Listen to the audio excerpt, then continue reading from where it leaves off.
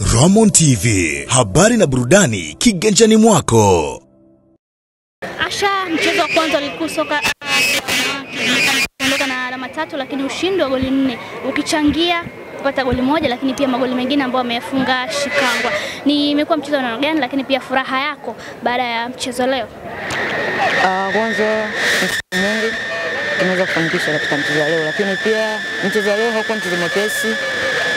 Kwa maana kwamba kila timu ya wanawake ambayo iko ligi kuu sio timu nyepesi. Ina maana ni timu ambayo imefanya vizuri huko chini, maana iko ligi kuu. Kwa hiyo sisi tuliwaheshimu, japo kipindi cha kwanza hatukuwa na mchezo mzuri, lakini pia makocha wetu waliweza kuliona hilo, nafikiri wakaenda kutuambia kilichoendelea ndani ya uwanja katika kipindi cha kwanza.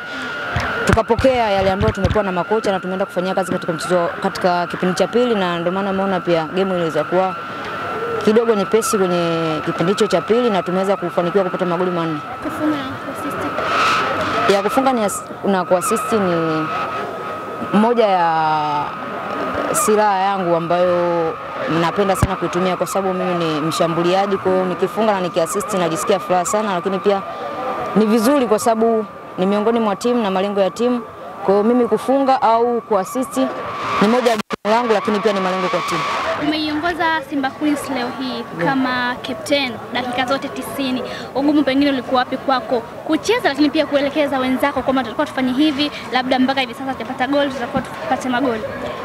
Kwangu mimi hakuna ugumu, kwa sababu kuwa captain si kazi ngumu kusema kwamba kuna kitu kigeni ambacho tunaweza kuelekezana ambacho hatukufanya, kwa sababu kila kitu kinatokea kwenye uwanja wa mazoezi. Na maana kuvaa beji haimaanishi kwamba kuna kigeni ndani ya uwanja. Ina maana kila kitu na kila kinachoendelea, ina maana wachezaji tunakuwa tunajua, kwa maana kwamba tutafanya hiki, tunafanya hiki. Sana sana ni vitu vidogo vidogo vya kukumbushana, bwana hapo litakiwa kufanya hivi hiyo, lakini misioni kama kuna ugumu.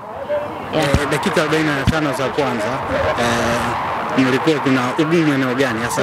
Samani Dakika 45 za mwanzo safu ya ushambuliaji licha kwa mtawala mchezo, lakini ni ngumu kupata goli.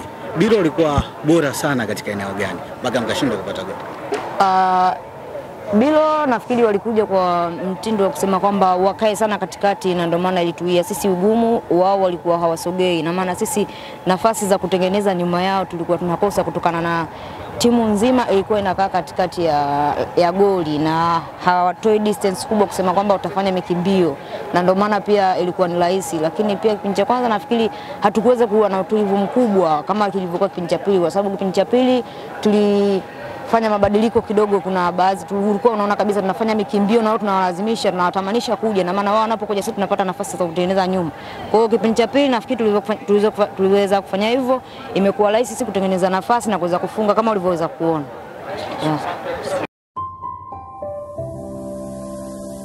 Ramon TV, habari na burudani kiganjani mwako.